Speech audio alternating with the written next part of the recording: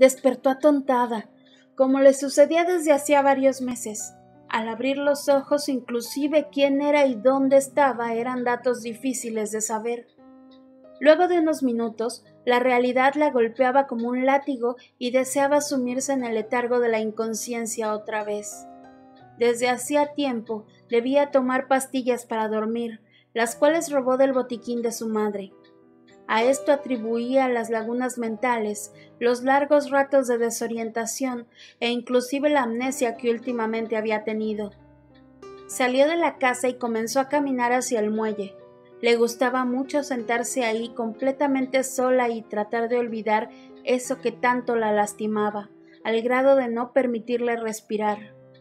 Tenía la sensación de que se ahogaba y necesitaba escapar del dolor como le fuera posible. Intentó distraerse y volteó hacia su casa. Era muy hermosa, rodeada por árboles frutales, bugambilias, rosales, con acabados de madera y hermosas ventanas de piso a techo que casi se cubrían con espesas enredaderas. Desde la orilla del muelle podía observar cada detalle de la hermosa casa y al mismo tiempo ver el lago que se encontraba a sus pies, con el agua azul oscura y las hojas de los árboles flotando apaciblemente sobre él. En aquel lago era en donde antes pescaba con su padre. En el muelle a orillas del lago era su lugar favorito porque amaba aquellos recuerdos. Siempre lograban traerle un poco de paz. De pronto se dio cuenta de que Román estaba ahí. Él comenzó a hablarle sobre la noche anterior, de la cual ella no recordaba absolutamente nada. Le habló sobre el auto, el hombre, la sangre. Verónica no quiso escuchar más. Se levantó lentamente y abandonó el muelle. Al llegar a su casa, decidió preparar el desayuno para Ana. Sabía que se molestaría con ella si al despertar no lo encontraba listo, así que sacó una sartén y lo puso al fuego con un poco de aceite. Román entró a la cocina. Tenía un cuchillo en la mano, pero Verónica decidió no hacer caso de su presencia.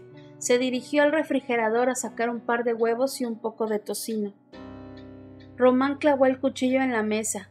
El ruido asustó a Verónica, pero ni siquiera volteó a verlo. Él se sentó a la mesa y se dispuso a terminar la historia que comenzó en el muelle. Le contó de nuevo sobre el auto, sobre aquel hombre, toda la sangre. Se sentía aterrorizada al escuchar semejante historia, pero lo que más le asustaba era que Román le decía que estaba con él cuando sucedieron las cosas y ella no recordaba nada. La única forma que encontraba de eludirlo era dejarlo hablando solo en la cocina. Abandonó el desayuno y subió rápidamente las escaleras. Quería alejarse lo más posible de Román, o por lo menos hasta la noche, cuando sabía que sería imposible. Abrió la puerta de su cuarto y allí estaba Joe, llorando de nuevo. Ella siempre estaba llorando ahora que lo pensaba. No quiso interrumpir, así que cerró la puerta y se dirigió al cuarto de sus padres. Volvió a sentir un golpe de calor al entrar y verlo, pulcramente ordenado, tal como le gustaba tenerlo a su madre, pero carente del calor y la felicidad que existían cuando ella estaba en él. Hacía 6 meses ya que estaba así, frío, solo, deprimente, desde que sus padres tuvieron aquel horrible accidente en que su auto se salió del camino y murieron. Se echó en la cama y tomó el libro que se encontraba en la mesa de noche, Cumbres borrascosas. Ana entró al cuarto. La rubia de ojos azules y labios carmín se veía molesta. Verónica se quedó observando su mirada de odio, pero luego se distrajo por las vendas que rodeaban sus brazos. Sabía perfectamente lo que significaba. Seguramente encontró las navajas que ella escondió debajo de los tablones del suelo y se había cortado de nuevo. De pronto, Ana comenzó a gritarle. Tenía hambre, y cuando bajó lo único que encontró fue a Román con un cuchillo ensangrentado y la sartén con aceite. Verónica decidió ignorar sus gritos y bajó las escaleras. Se dirigió a la cocina y terminó de preparar el desayuno, esta vez ignorando completamente a Román. Ana se sentó en la mesa y comenzó a desayunar. Verónica se quedó a observarla. Las dos intentaron ignorar al despeinado sujeto sentado al lado, que jugaba despreocupadamente con un arma homicida. Ya eran las 11 de la mañana. Seguramente Joe ya habría dejado de llorar, así que Verónica se levantó de la mesa y fue hacia su cuarto con la esperanza de que estuviera en otro lado. Al llegar a la puerta del cuarto, se detuvo para abrir silenciosamente. No había nadie adentro, así que se apresuró a sacar un par de cosas que necesitaba. De pronto vio por el rabillo del ojo y allí estaba Joe. Sostenía un oso de felpa y tenía los ojos rojos e hinchados de tanto llorar. Pasó junto a ella y le pegó en el estómago. El sonido fue sordo y fuerte. Verónica cayó al suelo y comenzó a arrastrarse lentamente hacia el pasillo. A pesar de que apenas podía respirar, hizo el esfuerzo, pues sabía que si se quedaba, la seguiría golpeando. Una vez en el pasillo escuchó cómo Joe azotó la puerta. No podría sacar sus cosas, pero al menos se sentía a salvo. Luego de un rato tirada en el pasillo logró incorporarse. Se dirigió al piso de abajo y recogió la lista del súper que Ana le dejó en la mesa. No tenía ganas de ir hasta el pueblo en ese momento, pero hacían falta varias cosas para hacer la cena y ya le era suficiente la violencia de Joe. No necesitaba los gritos de Ana. Se subió a su bicicleta y comenzó a pedalear hasta el pueblo. Cómo deseaba cumplir 18 y obtener su permiso para conducir. Así no tendría que gastar una hora de su vida pedaleando en esa estúpida bicicleta que tanto odiaba. Podía, en cambio, usar el auto de su madre, ese hermoso Mustang 68 color negro. Solo faltaba un año y no tendría que pedalear más. Al llegar a la tienda, entró rápidamente, puso todo lo de su lista en las canastillas y se formó en la caja. Cuando fue su turno, le dio un billete a la señora detrás del mostrador y en cuanto le regresó su cambio, salió disparada por la puerta. No quería hablar con nadie porque sabía que las personas solo le tenían lástima. Claro, pobre niña huérfana. Pero no era una pobre niña huérfana. No necesitaba la compasión de nadie. Ella sabía cómo valerse por sí misma y además no estaba sola. Puso las cosas en la canastilla y pedaleó su regreso a casa lo más rápido que sus piernas le permitieron.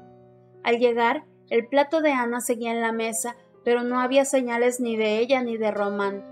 Se apresuró a arreglar las cosas, lavó los platos, limpió la cocina, pues a pesar de que su madre ya no estaba, sabía lo mucho que le agradaba a ella y a su padre tener una casa limpia y ordenada, de modo que siempre estaba pendiente de hacer lo necesario para mantenerla así. Una vez que terminó, se dirigió al cuarto de sus padres. Ya eran las 3 de la tarde. Le agradaba tomar una siesta más o menos a esa hora todos los días, recostada en su cama. De algún modo eso la reconfortaba, la hacía sentir cerca de ellos, aunque bien sabía que ya no estaban ahí. Se acostó en la cama con cuidado, intentando no hacer ruido para que nadie se percatara de su regreso. Lamentablemente, a ellos no podía esconderles nada y de pronto Román entró en el cuarto. Le advirtió que no quería molestarla, que si quería seguir en negación a él le daba lo mismo, pero quería informarle que la esperaba a las 8 de la noche en el garage, que por más que lo odiara era un mal necesario. Salió por la puerta y Verónica se echó a llorar. Cada vez que se veía con él en el garage, las cosas terminaban mal. Ella no lo recordaba nunca, pero él se encargaba de que conociera todos los detalles a la mañana siguiente. A veces no sabía si eran solo cuentos para asustarla o si en realidad hacían todo lo que él decía. Cuando dieron las 8 de la noche, ya había preparado la cena para Ana y aunque quería subir a su cuarto y dormir, Román llegó y le dijo que no olvidara su cita, pues era muy importante. Ella quiso negarse, pero él la tomó del brazo y la sacó fuera de la casa. Un terror frío se apoderó de ella cuando eso sucedió. Era tan grande el miedo que sentía que la paralizaba completamente. Estaba a merced de él y no podía hacer nada. Despertó totalmente aletargada. Tenía mucho frío y cuando estuvo más consciente se dio cuenta de que no estaba en su cama, estaba en el muelle. El viento frío del amanecer la había despertado. De pronto se percató de algo que la hizo temblar de pies a cabeza. Su ropa estaba manchada de sangre y también sus manos. Rompió en llanto. La angustiaba no recordar nada de lo que había sucedido. Tocó su cuerpo, pero no, ella no estaba herida. Era la sangre de alguien más. Escuchó junto a ella una risilla malévola y apagada. Volteó y era él, siempre era él. Román estaba a su lado y con voz entrecortada, más por el miedo que por el frío, comenzó a preguntarle qué había sucedido esta vez. Él la miró como siempre lo hacía, penetrante, dominante, y comenzó a contarle que la noche anterior salieron como otras noches. Entraron a un bar y encontraron a un tipo iluso al cual le gustó ella. Se apegaron al plan, y cuando el extraño le invitó una copa, ella le sugirió ir a otro lado. Una vez que estaban en su auto, Verónica le pidió que fueran a un lugar apartado para estar a solas. Bajo la influencia del alcohol y con los sentidos aturdidos, el hombre aceptó y pronto se encontraron cerca del lago. Cuando se descubrió, Román lo asesinó despiadadamente con su enorme cuchillo. Lo amarraron algo pesado al cuerpo y lo tiraron al lago. Román le explicó que esta vez, a diferencia de otras, ella no quiso llegar a su casa y asearse. Se encontraba muy cansada y se quedó dormida en el muelle. Por eso estaba ahí esa mañana. Como una autómata se levantó y caminó hacia la casa. Llegó y se metió directamente en la ducha. Enseguida metió toda la ropa a la lavadora, esperando que eso hiciera olvidarse ese horror que estaba viviendo. Ni siquiera recordó que Ana se molestaría si no le preparaba el desayuno. Ni siquiera se preocupó de que yo la encontrara y la golpeara nuevamente. Estaba totalmente aterrorizada, casi en shock luego de darse cuenta que los cuentos de Román para asustarla no eran solo cuentos.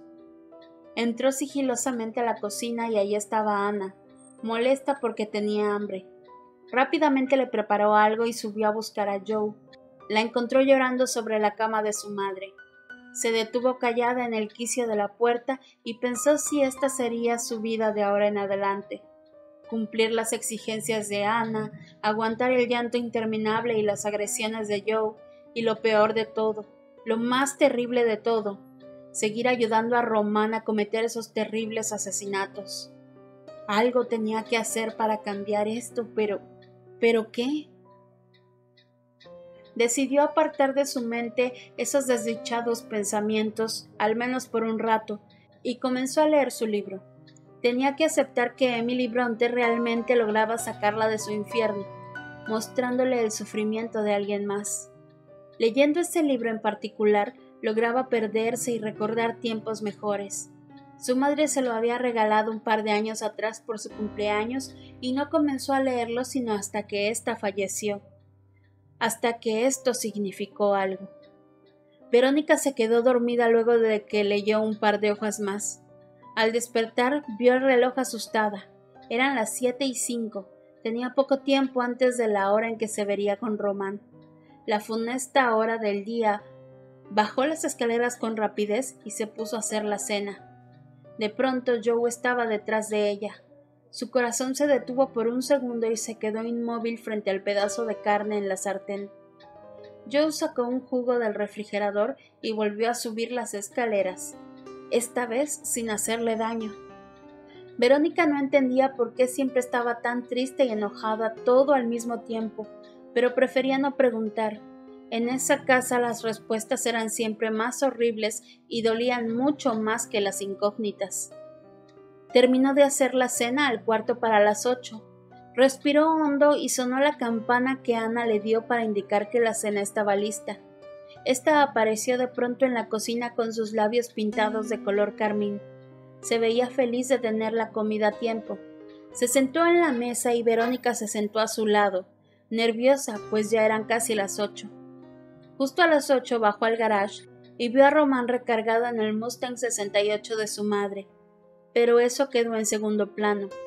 Detrás de la puerta, en la pared, había un gran espejo. Vio sus ojos rojos e hinchados de tanto llorar, su boca color carmín, sus brazos envueltos en unas vendas blancas, el oso de felpa en su mano izquierda y el cuchillo con la sangre ahora seca en su mano derecha. Sintió como si agua fría le cayera en su pecho, mientras recordaba aquella noche lluviosa hacía 6 meses, cuando tuvo una horrible pelea con sus padres, porque ella no quería asistir a esos superficiales eventos a los que siempre los invitaban. Su padre se enojó mucho y le dijo que si quería quedarse lo hiciera, pero que no saldría en varios meses. Verónica corrió hacia el garage. No quería que se fueran. Se deslizó hacia la parte de abajo del auto de su padre y con unas pinzas cortó todos los cables que le fue posible hasta que cortó uno que derramó un líquido amarillo claro y supuso que eso sería suficiente para que el auto no funcionara. Grande fue su sorpresa cuando el auto arrancó y sus padres se fueron. Más tarde recibió una llamada. El auto de sus padres se quedó sin frenos, lo que provocó que se salieran del camino, volcaran y murieran en tan terrible accidente. Aparentemente una fuga en la manguera de los frenos, había dicho el oficial que le dio la noticia. Ella sabía que era su culpa. Ella había matado a sus padres, pero no podía decírselo a nadie. Estaba encerrada dentro de sí misma, aislada del mundo, pero aún así no estaba sola. Estaban Ana, Joe y Román. Con movimientos torpes y rutinarios, tomó las llaves del Mustang 68 de su madre y se subió al vehículo. Ya no importaba. A la mañana siguiente la estúpida Verónica ya lo habría olvidado. No importaba lo que ella quisiera, de momento él tenía el control. Acomodó el retrovisor y una sonrisa torcida se dibujó en su rostro. Encendió el motor, arrancó el auto y se perdió en la oscuridad de la noche. Hola a todos, espero que les haya gustado esta historia. Por favor no olviden darme like, suscribirse, compartirlo con quien más gusten y nosotros nos vemos mañana. Descansen si pueden.